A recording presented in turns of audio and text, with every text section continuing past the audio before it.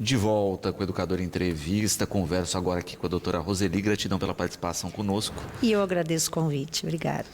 Doutora, verão, a gente sempre, né, a gente já fala dos cuidados com a pele na rotina, mas no verão a gente tem um agravante aí de mais radiação solar, cuidado tem que ser redobrado. Exatamente, esse ano, em particular, no final, né, essa primavera e o verão, tá assim, com índices de radiação ultravioleta altíssimos, né? A gente chega no grau que a gente considera extremo. Então tem uma escala, né? Onde a gente vê que de até 3, essa escala vai de 0, de 1 até mais ou menos 16 mais. Então quando vai até 3 é sem nenhum risco. 4 e 5 já é moderado. A partir de 8 já é alto. E agora a gente está vivenciando 11, 12, 13, então é extremo, é um grau extremo. E aí a consequência para a pele é muito grande, né? Então a gente sabe que se você tomar o sol sem proteção, com uma radiação em torno de 7, um índice de radiação 7, você precisaria de 30 minutos para ter uma queimadura.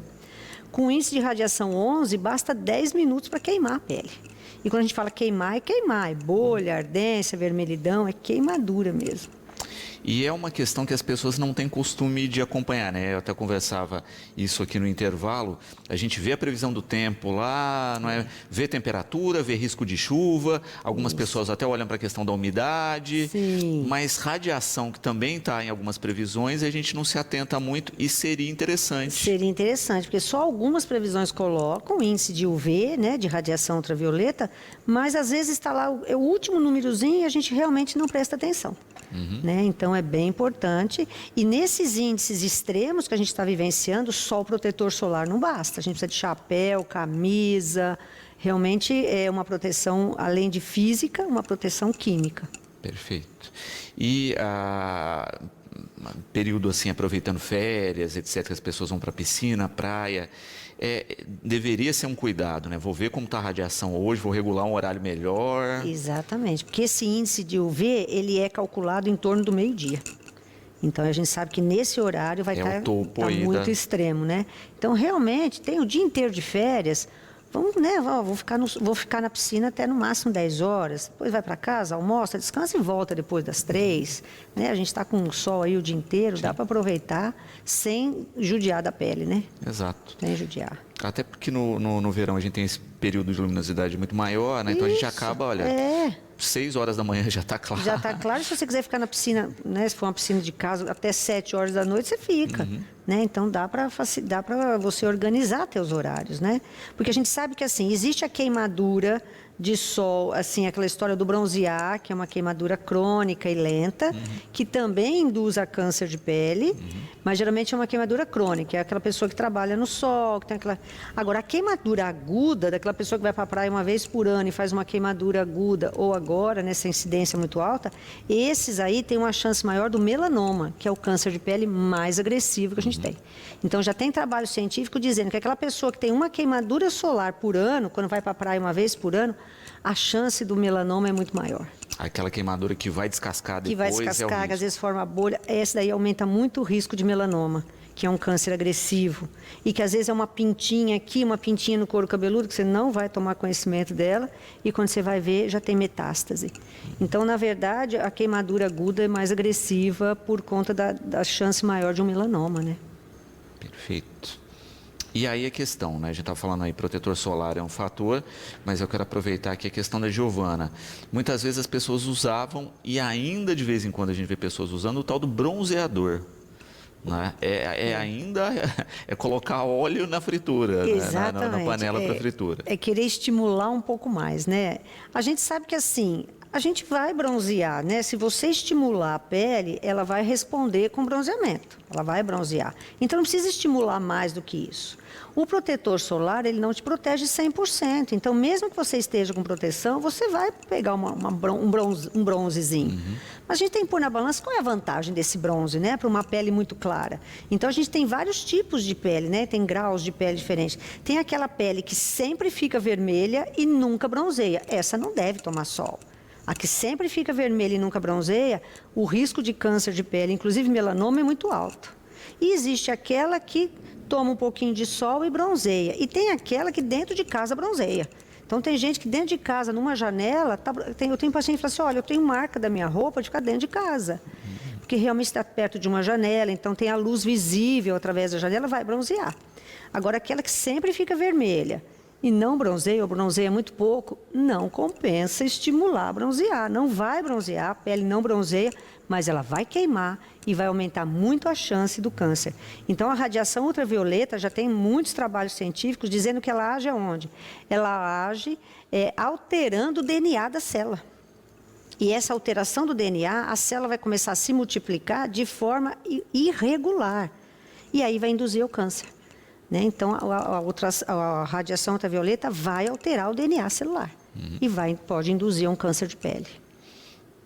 Lilian colocando uma questão, né, que é interessante, na verdade duas, que é o fator de proteção, né, aí do filtro solar e quantidade de aplicações.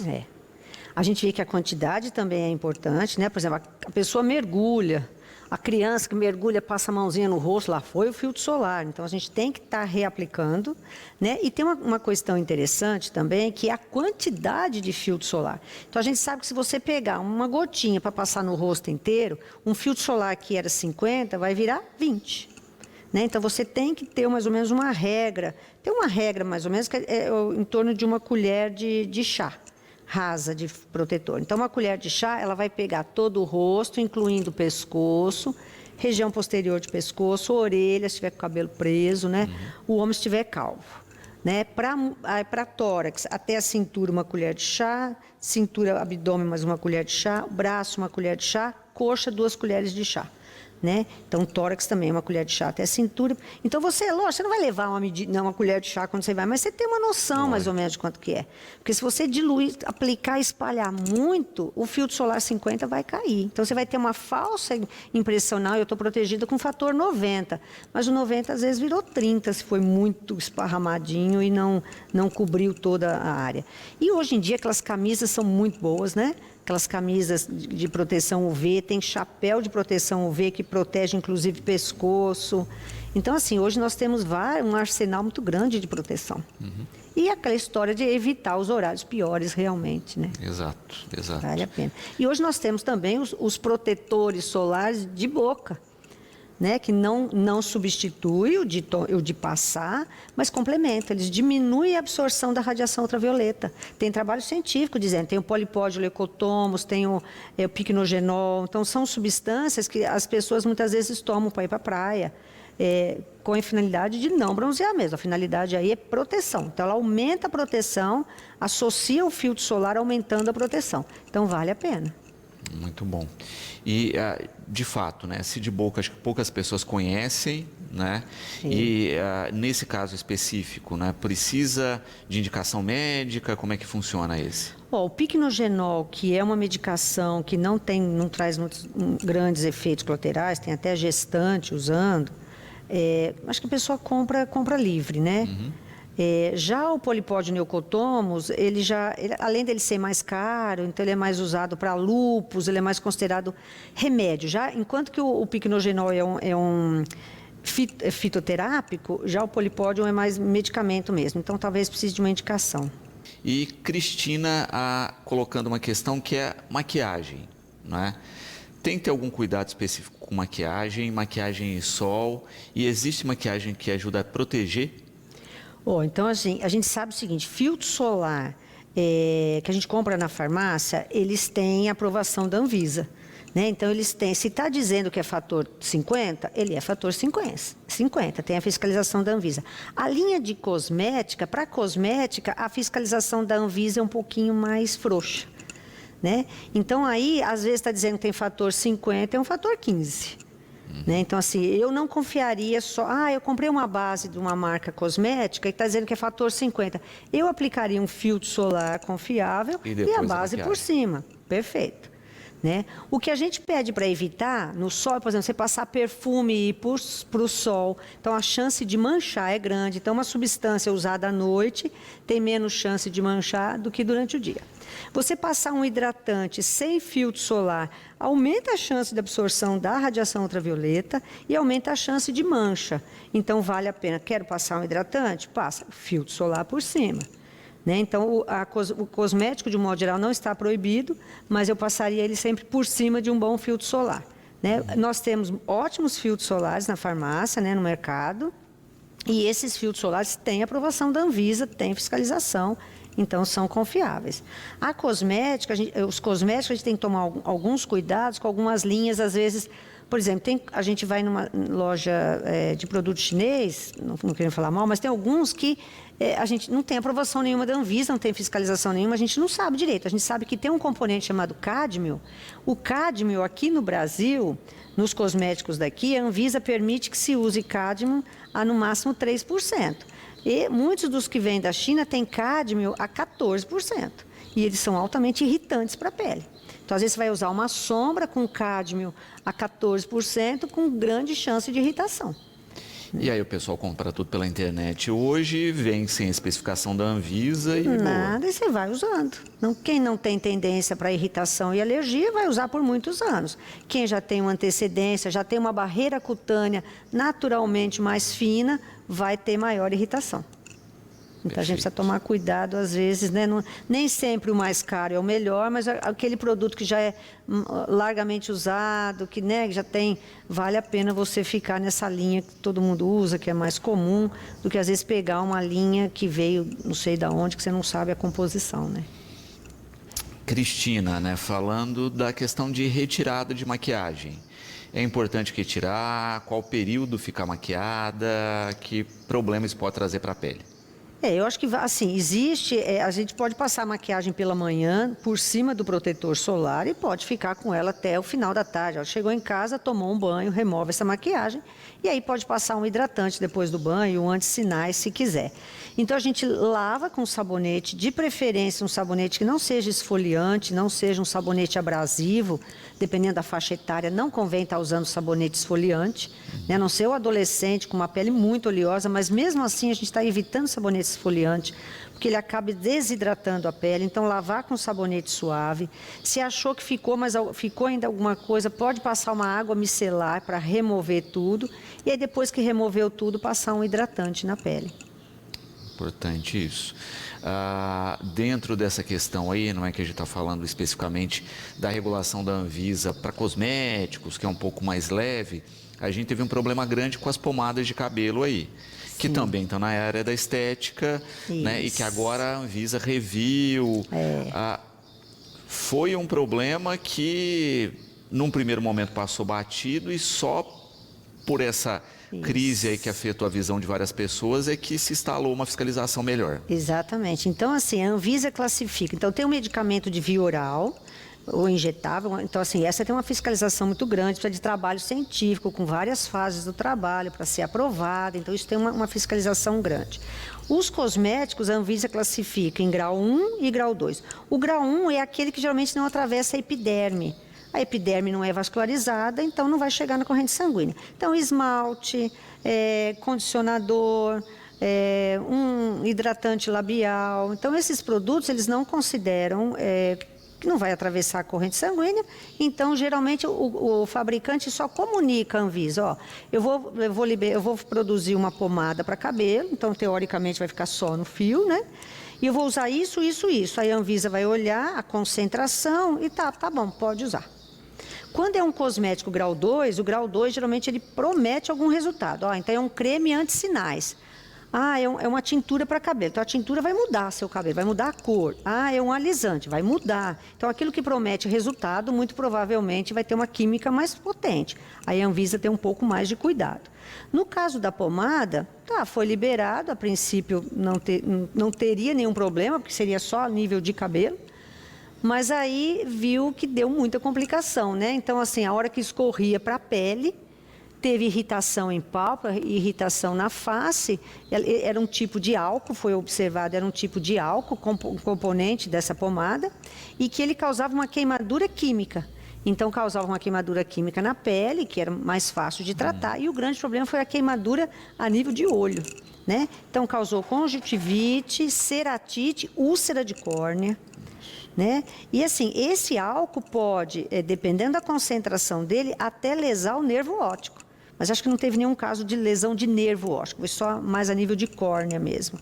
E aí, então, agora a Anvisa recolheu todas essas pomadas que tinham esse componente alcoólico, vai substituir esse componente. A gente teve isso mais ou menos quando foi a questão da escova progressiva, né, que era com formol. A princípio foi liberado, também era só no fio, mas teve um caso de choque anafilático, uma pessoa fez uma reação alérgica intensa, e aí começaram a estudar o formaldeído, e aí viram, por exemplo, o problema maior era a profissional que aplicava, porque ela inalava aquele formol, às vezes, o dia inteiro, e ele é causador de câncer de narina, câncer de faringe, e causa má formação se essa moça tiver gestante. Então, a funcionária do salão que está aplicando, se ela for gestante, pode causar má formação para o feto. Aspirando. O dia inteiro aspirando. A chapinha evaporava isso. Exatamente, pior. Aí a Anvisa determinou, para formol você só pode, vamos supor, vou falar um número que não é o real, só um exemplo. Se antes tinha 20% de formol, a Anvisa liberou só 0,2%. 0,2% pode usar. Aí viram que não alisava tanto quanto, aí a indústria farmacêutica já trocou o formol por outras substâncias. Então, hoje nós temos outras substâncias que substituem o formol. E aí menos agressiva.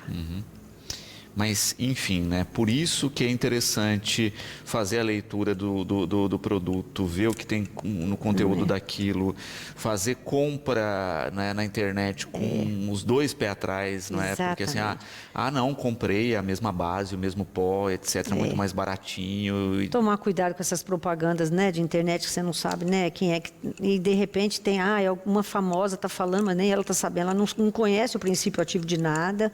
Tem muito famoso que, inclusive, está fazendo vídeo falando que eles não estão apoiando determinados produtos. Tem muito fake aí, né? Tem essa também. Tá? Às vezes usa o nome daquele determinado artista, né? Pega um trecho recortado de fala, que ele está falando de outra coisa e não do produto, encaixa como se fosse o produto. Encaixa, aí você fala, não, se ele que tem dinheiro, que vai nos melhores salões, está usando isso aí, então deve ser confiável. E às vezes ele não está usando, né? E tem gente que desconhece o produto realmente e acaba usando e dá muita reação para algumas pessoas. É lógico que tem gente que menos, mas dependendo da sensibilidade de cada um, dá muita reação. Sim. E a gente vê que mesmo medicação que antes foi avaliada e bem avaliada pela Anvisa, depois podem, ao longo dos anos, e em larga escala, dar reação. Então, por exemplo, já teve há uns 30 anos atrás um antialérgico que foi banido do mercado por conta de que ele causava arritmia cardíaca, né? Existia um remédio chamado flutamida, que era usado para mulher que tinha pelos em lugares indesejáveis, aqui na era pré-laser, né? Porque você faz o laser.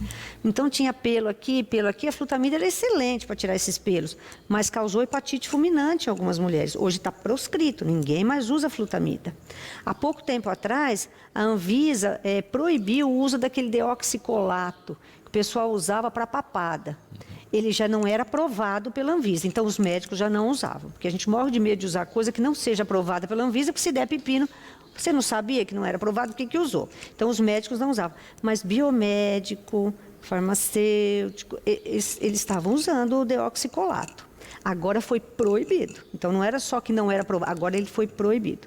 Parece que teve até uma biomédica em Goiás que foi presa, porque ela estava dando um curso de como usar o deoxicolato, e quando está sendo proibido, e acho que teve alguma denúncia, ela foi presa. Então agora tem proibição, deoxicolato é proibido. O resultado, quando dava tudo certo, era perfeito. Ele causava uma reação inflamatória, aí ele consumia toda a gordurinha daqui e ainda deixava a pele lisinha, porque ele causava uma fibrose. Tá, mas teve também caso de choque anafilático.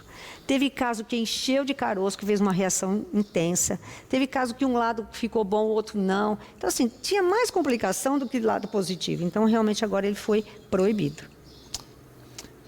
E por isso que a gente tem que tomar cuidado. A gente estava falando da questão aí dos cosméticos, né, de baixa e alta absorção. Não é? E hoje a gente está na onda também disso, não é? Do seu skincare e etc. E a Giovana colocando aqui, né, dos riscos. Não é? Hoje a gente tem sites que você faz o cálculo da sua necessidade por um site, né? E compra um produto que você não tem certeza da origem. Não tem certeza, nem todo produto uma gestante pode usar. Então, por exemplo, a gestante não deve usar nada que tenha ácido salicílico nem ureia. E tem muito creme hidratante, muito creme para acne que tem ácido salicílico, creme para os pés que tem ureia.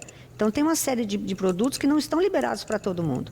Nesse último congresso, nós tivemos um dia que foi só de skincare. O skincare para o nenê, o skincare para a criança, para o adolescente, para a pele madura, para jovem, para homem, para o idoso. Então, o skincare não é frescura, skincare é frescura. Não, são cuidados. Né? Os cuidados são diferentes de acordo com a sua faixa etária. Da mesma forma que tem cuidados para articulação, então, por exemplo, tem calçado adequado para a criança, calçado adequado para a gestante, o calçado adequado para o idoso, tem o skincare adequado para cada faixa etária. Então, isso é importante. Mas, realmente, a gente tem que ver baseado em evidência científica, né? Então, por exemplo, vem às vezes uma blogueira e fala, tem um creme de caviar que é maravilhoso, custa caríssimo e não tem nenhuma comprovação científica de que creme com caviar vai ser bom para sua pele. E existe uma vitamina C que é barata e a vitamina C funciona muito bem. Então, a gente tem que ir atrás de evidência, tem que usar. Então, a minha proposta do skincare é que seja acessível para a pessoa dar continuidade, mas que tenha evidência científica de que realmente funciona. Exato. E que vai te fazer bem, não vai te fazer mal. Né? Então, isso é importante. Fábio colocando uma questão também interessante, né? Produtos para a pele para o homem e para a mulher. Tem alguma diferença de fato, né? E até onde vai isso? Tem diferença porque a pele masculina é diferente da pele feminina, né? Então, a pele masculina é uma pele que tem 30 a 40 vezes mais colágeno, né? Vocês são privilegiados, vamos combinar. 30 a 40 vezes mais colágeno. É uma pele mais oleosa. É uma pele que geralmente tem poros mais abertos. Tem uma tendência maior para acne. Mulher também tem acne, mas geralmente a acne no homem é uma acne mais severa. Tem a barba que protege, né? Então, assim, geralmente a linha masculina é uma linha que a gente vai privilegiar um sabonete um pouquinho mais para a pele oleosa. A gente vai usar um produto que ajude a eliminar os cravos e a fechar os poros.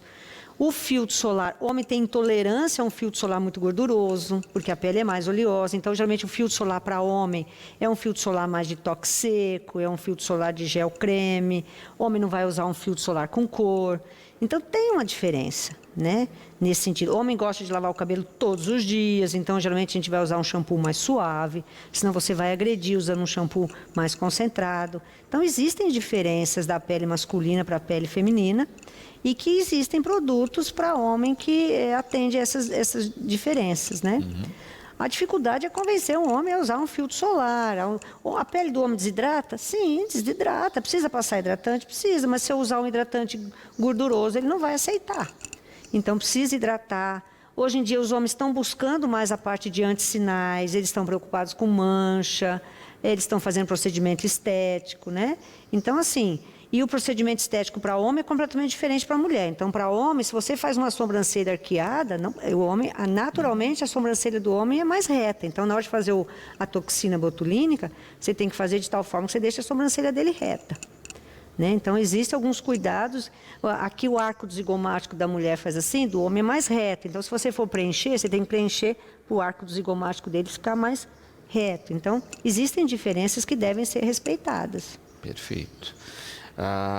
Então, produtos específicos, né? E checar também essa questão dos produtos específicos que vai ter, como acho que a doutora coloca aí, um resultado melhor e também, eu acredito que uma aceitação melhor. Aceitação. Se você chegar para um homem e falar para ele usar um filtro solar gorduroso, ele já tem dificuldade de usar filtro solar, e você passa um filtro solar gorduroso, ele não vai usar. Homem com bastante pelo, fica difícil de estar passando filtro solar em cima de muito pelo. Então, existem filtros solares mais fluidos, né?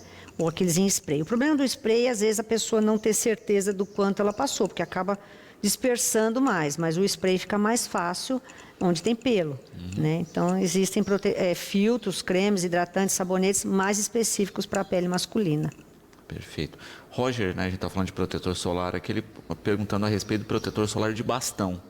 Se de fato tem eficiência também. Olha, a gente vê que o protetor solar de bastão tem uma eficiência alta, tem de fator às vezes 90, acima de 90 até, com uma grande vantagem que é não escorrer no olho. Então, a gente vê muito, por exemplo, a ciclista, para quem corre na rua, que começa a escorrer no olho, arde. Então, e o pessoal que anda de bike, às vezes anda horas e horas do dia. Então, o de bastão, ele é eficaz, ele protege bem, com a vantagem de não escorrer tanto. Às vezes quase praticamente nem escorre. Ele, cosmeticamente, ele não é tão agradável porque o bastão é mais grosso, né? Então, assim, mas protege. Para quem tem uma exposição grande, vale a pena. Vale a pena usar. Maravilha. E Ana Lúcia aqui perguntando a respeito de cremes específicos, não é? Ela falou assim, olha, hoje a gente tem creme para o rosto, para as mãos, para o pé. De fato é necessário isso ou pode haver um creme multiuso aí para o dia a dia? O que a gente tem que tomar cuidado, por exemplo, creme com ureia, ele casa super bem com o pé, cotovelo, joelho, áreas ásperas. Ureia no rosto é irritante. Então, assim, não é qualquer creme. Mas tem uma grande quantidade de creme que você pode aplicar no corpo e no rosto sem nenhum prejuízo. Você só vai evitar os que têm ureia, né? Então, assim, uma pessoa que não tem uma pele muito oleosa, ela pode perfeitamente usar uma loção que vá para rosto e corpo perfeitamente. O adolescente, às vezes, ele tem um pouquinho mais de dificuldade de passar a linha corporal no rosto, porque ele tem uma tendência maior para acne. Então, às vezes, para o adolescente, você tem que usar um hidratante mais apropriado para a pele acneica, né? Uma pele mais oleosa, que tem mais chance de tamponar os poros. Mas a maioria das pessoas pode usar o creme hidratante corporal na face sem nenhum problema.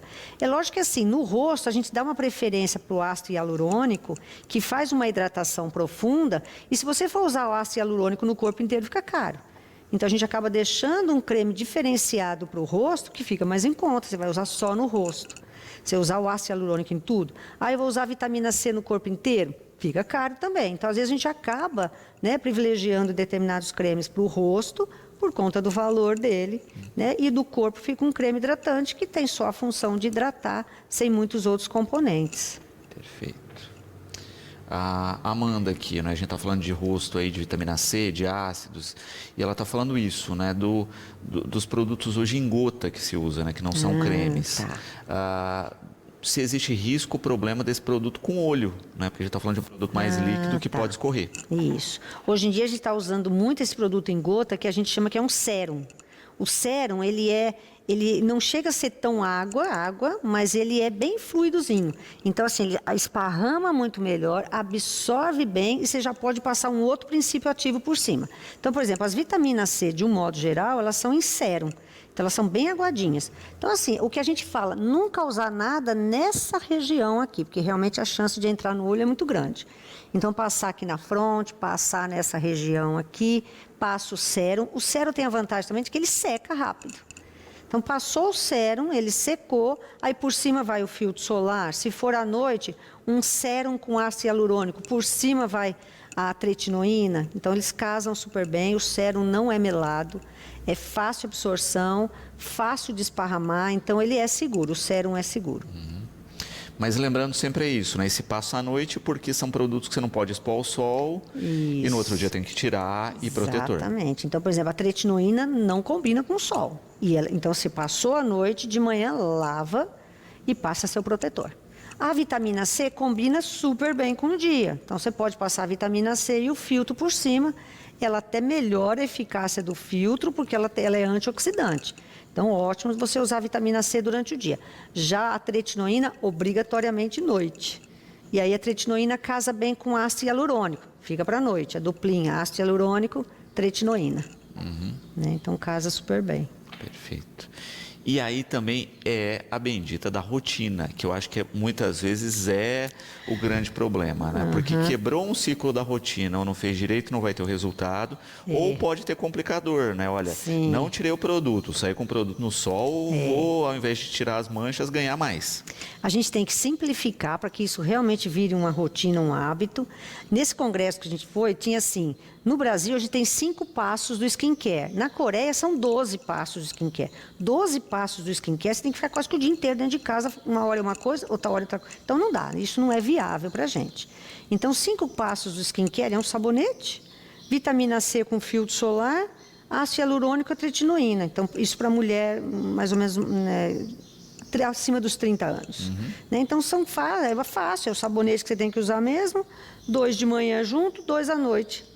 Agora, 12 passos do skincare, não dá. É para quem realmente está só dentro de casa. É para a rotina oriental mesmo. Oriental, com a paciência toda. Então, não dá. Então, a gente tem que otimizar. E aí, depois que você incorporou como hábito, é igual escovar os dentes. Você não esquece de escovar os dentes. Você acordou... Então, eu peço para a pessoa, já deixa o seu produto, seu filtro solar, do lado da pasta de dente, porque já é hábito, aí vai, você não esquece. Porque enquanto não incorpora como hábito, a chance de você esquecer é muito grande. Né? Então, a partir do momento que incorporou, aí vai. Muito bom. Vanessa aqui, parabenizando pelas colocações e perguntando a questão das pintas, né, que a gente falou aí, e como observar, né, em que momento ir ao médico, falar sobre, né, o que é o alerta relacionado a pintas. Bom, então assim, pintas, assim, todos nós temos, né? Uns mais, outros menos, né? E a pinta, ela geralmente dá um alerta para a gente. Eu estou mudando, me olha. Então, é muito importante a questão do autoexame, de você estar se examinando. Existem locais que não dá para a pessoa ver. Então, a gente pede ajuda para o barbeiro, pede ajuda para a cabeleireira. Se você achar alguma pinta estranha aí, me fala, que aí vai buscar uma avaliação de um profissional. Lembrar de olhar a planta do mão, né, palma, planta. Geralmente, quando tem uma pinta que ela se modifica e que ela possa evoluir para o melanoma, eles são mais agressivos nesse local. Então, lembrar de fazer o autoexame. Então, uma pessoa que tem lá uma pinta, essa pinta está aqui comigo faz 20 anos, ela está do mesmo jeito. Na minha família não tem nenhum caso de melanoma, eu não me exponho ao sol, essa pinta vai continuar aí. Né? Uma pessoa que já teve um parente próximo com melanoma, tem bastante pinta. Essa pessoa tem que passar por avaliação, pelo menos semestral, né? Quem não tem antecedente de melanoma na família, uma avaliação anual se tiver bastante pinta.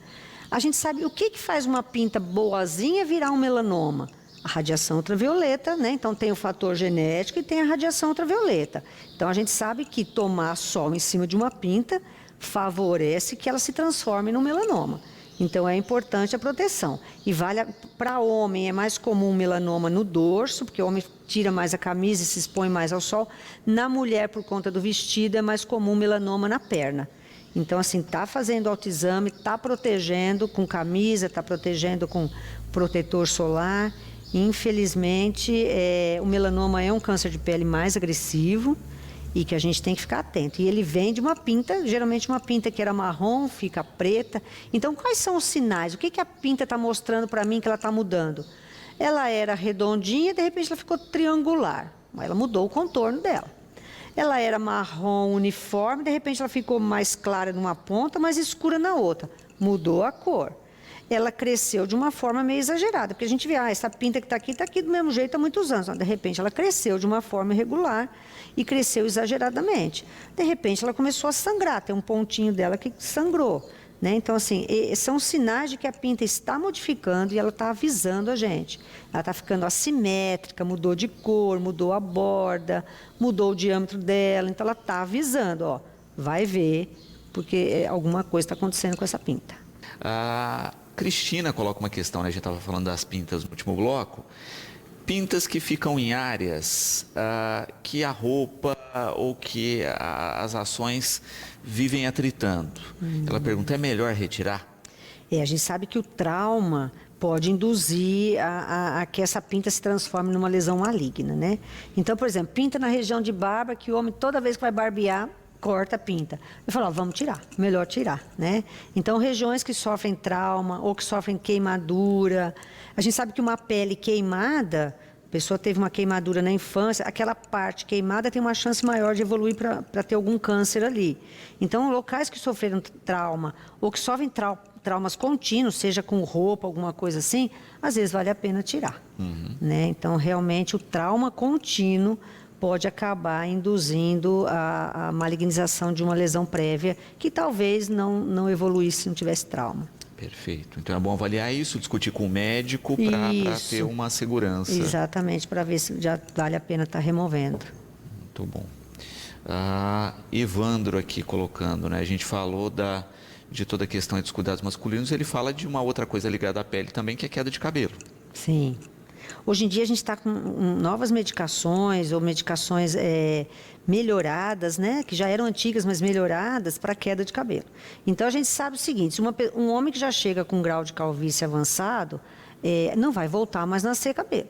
Né? Mas o jovem lá de 20 e poucos anos que está começando já a perceber uma queda de cabelo, hoje a gente tem medicamento via oral, né? Com uma eficácia boa. Tem efeitos colaterais que a gente tem que discutir com a pessoa, ó, isso pode te dar isso, você quer tomar ou não. Né? Então, assim, e tem medicações menos eficazes, com menos efeitos colaterais, e tem as mais eficazes, com mais efeitos colaterais. Mas isso é uma coisa que a gente discute com a pessoa, e ela fala, não, eu quero tomar, tal, e aí a gente vai acompanhando, e geralmente a gente vê que consegue um resultado bom, não só de inibir a queda, como de aumentar ainda mais um pouquinho daquela raizinha que ainda não morreu, né? Vamos falar assim. Então, aquele folículo piloso que ainda está em atividade, a hora que você entra com a medicação, ele volta a produzir o cabelo. O fio, o folículo piloso que já estava morto, não recupera mais. E ele está perguntando aqui a respeito das medicações direto no couro cabeludo, não é? Tá. Tem efetividade ou menos do que oral? Tem menos do que oral. A gente costuma usar até para ser um coadjuvante, é menos. E o que a gente tem visto nos congressos é o seguinte: o couro cabeludo é muito vascularizado. Então, se você falar assim, olha, eu não vou tomar finasterida porque ela tem mais efeitos colaterais, vou fazer injeção de finasterida, ela também pode ganhar corrente sanguínea. Porque vai estar em contato com a derme, né? Então, ela não vai estar só na epiderme, ela vai estar um pouquinho... Então, pode ganhar corrente sanguínea. Então, tem alguns trabalhos dizendo que mesmo a finasterida só injetável, também pode ganhar corrente sanguínea. E tem o desconforto de injetar, né? São várias picadinhas no couro cabeludo. A maioria, a gente usa uma agulhinha que chama agulha de Lebel. É uma agulha muito pequenininha e fininha, em que ela vai só até a derme mesmo, ela não ultrapassa. Mas mesmo assim, se vai até a derme, tem vascularização. Então, assim, não é tão doloroso, mas você vai ficar tomando essa injeçãozinha, né, sempre. Então, existe o remédio bom. E aí que tá, é contínuo, né? É não é um contínuo. tratamento que eu fiz por um período e depois parei. É igual diabetes, né? Você parou de tomar o remédio, seu açúcar vai subir. Não vai ter jeito. Então, assim, é um medicamento contínuo. A pessoa tem uma enzima, ela produz uma enzima que vai lentamente destruindo o fio dela. Parou de tomar o remédio, essa enzima vai voltar a atuar. Esse remédio bloqueia a ação dessa enzima. Parou de tomar, vai voltar a cair. Né? Mas vai voltar pior? Não, vai simplesmente voltar a cair. Então, é o uso prolongado. Então, a vantagem é que esse medicamento ele já está no mercado há mais de 10 anos. Então, a gente já conhece bem os efeitos colaterais dele. Então, eu gosto de discutir bem com o paciente. Os efeitos colaterais são esses, porque é uma medicação, não é uma medicação nova, é uma medicação de mais de 10 anos, muito usada. Então, a gente já tem como discutir com mais segurança os efeitos colaterais. E aí a pessoa vai decidir ou não se quer tomar. Uma vez que, né, o cabelo não é coisa assim, a pessoa pode optar por não tratar. Né? Então, ela vai pôr na balança, eu quero ter o cabelo, porque, por exemplo, um efeito colateral que pode ocorrer, uma pessoa que tem tendência à depressão, a finasterida pode induzir a depressão. Então, a pessoa vai pôr na balança, será que eu quero ter uma recidiva da minha depressão ou eu quero ter o cabelo? É certeza que vai ter depressão? Não, mas é uma coisa que pode acontecer. Então, é uma coisa que eu gosto de discutir. Pode desencadear a depressão em quem tem tendência pessoal para depressão. Então, a gente tem que pôr isso na balança, né? O Roger aqui falando a respeito do minoxidil. De fato, né, tem solução, né, auxilia. Ele está perguntando a respeito de minoxidil oral. As pessoas estão usando oral agora? Estão usando oral. Porque o minoxidil já é usado, mais de 30 anos. Então, também já é uma medicação que a gente usa. O minoxidil, na verdade, ele é usado para dilatar os vasos. Então, ele era usado para pressão alta. E aí começaram a ver... Que ele tinha o efeito colateral de crescer os pelos. Começou a aumentar o cabelo, que beleza, né? E aí a gente começou, então, a ver qual que é a dosagem adequada. Então, para baixar a pressão, 10, 20 miligramas. Para melhorar o cabelo, 2 a 5 miligramas. É o suficiente. Né? Então, a gente vê que tem essa eficácia, realmente ele aumenta a barba, aumenta cabelo, aumenta a sobrancelha, mas também pode aumentar pelo em outras áreas. Então, nem sempre a mulher vai querer saber, aumentou pelo aqui. Então, ela tem que pôr na balança, então é mais uma coisa que eu vou discutir. Vamos discutir os efeitos colaterais? Vai melhorar o cabelo, pode melhorar a sobrancelha, até aí tudo bem. Mas pode surgir pelo em outras áreas. Então, ela vai ter que pôr na balança isso. E no oral, quem tem pressão baixa, já se tomar esse oral, pode?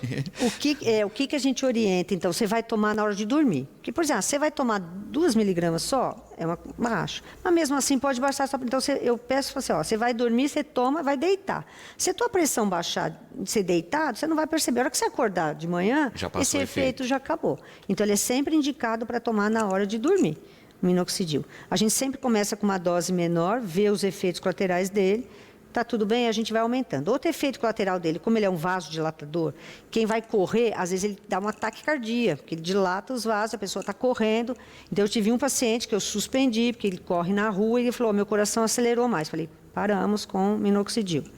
E tem o minoxidil de pingar, que também é bom, só que é cosmeticamente desagradável. Para a mulher, o cabelo fica duro. E é aquela história, a mulher não lava cabelo todo dia. A gente não lava cabelo todo dia.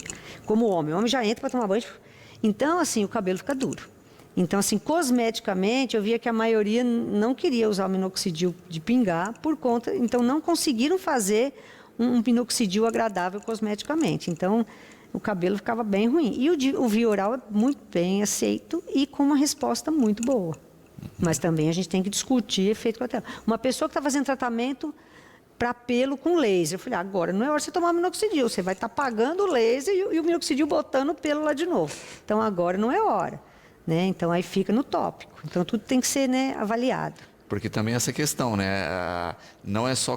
Tem a questão cabelo e barba hoje, mas tem a estética dos pelos em outros locais. Em outros locais. A maioria está fazendo laser, está retirando o pelo e, de repente, vai ganhar mais pelo. Então, isso tudo, né, como é via-oral, ele vai ter um efeito sistêmico, né? Então, a gente tem que pôr na balança tudo isso. Muito bom.